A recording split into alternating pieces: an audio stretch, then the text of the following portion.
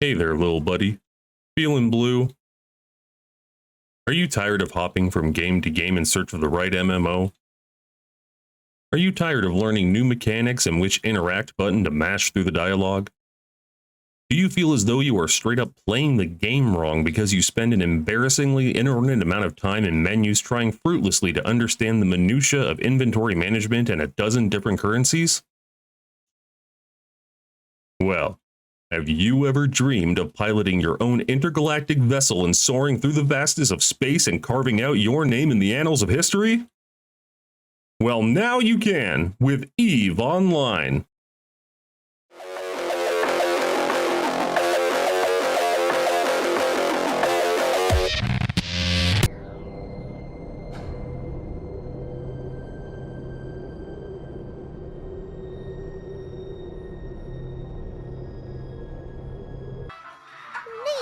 But wait a sec, isn't EVE Online like insanely pay to win?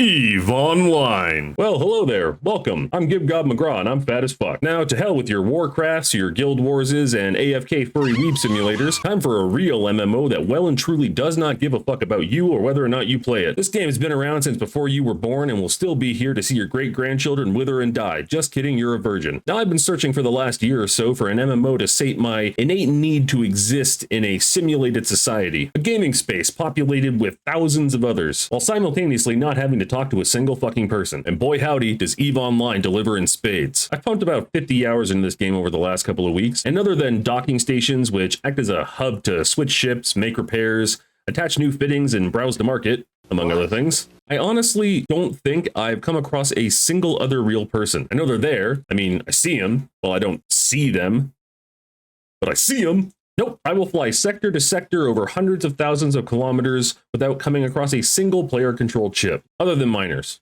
Miners, like with the tool. Funny thing about those miners, I don't actually know if any of the ones I've seen are real people or bots due to the sheer mind-melting monotony that is the resource gathering process. It's fantastic. Just set up shop, click mine, and you can pass the time by playing an actual game while you rake in those sweet, sweet interstellar credits. As hinted to previously, I have a bit of an issue when it comes to acclimating to a new MMO, where I spend so much time just sitting there, looking at the menus, maps, and what have you, that I actually do feel like I am playing the game incorrectly, as if it should all just be clicking in my head, and that it does for everyone else, and it just doesn't do that for me for some reason. Drug and alcohol induced brain damage aside, in EVE Online, I know I don't know what the hell I'm doing, but I don't feel bad about it because I know 90% of the player base doesn't. Now, I know that you are that one guy who knows all the ins and outs of the game, and you and your buds can navigate all of its intricacies with your eyes closed. One, not a flex. Two,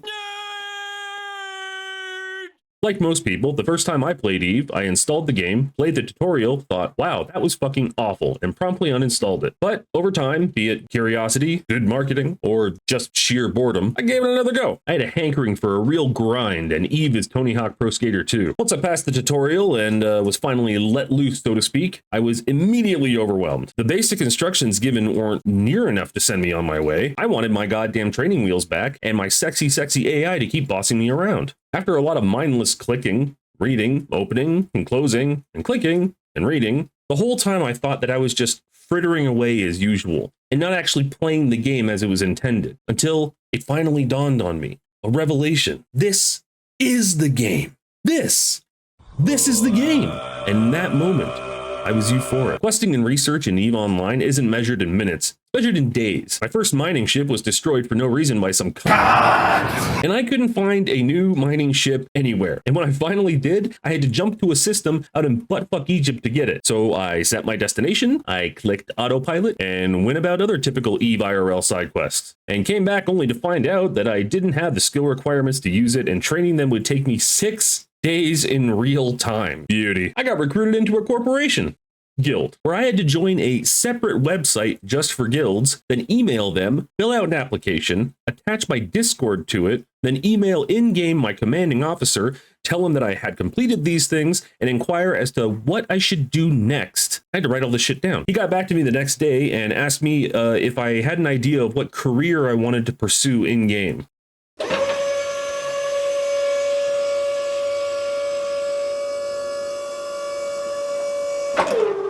Brother, I have absolutely no idea what any of this spreadsheet bullshit means, let alone what I want as a career in the game. That's like a teacher asking me when I was 10 what I wanted to be when I grew up. Bitch, I don't know, whatever makes it so I can afford the Lost World Electronic Mobile Command Center. I never responded, but I'm still in the corporation, so time to go mining. EVE Online.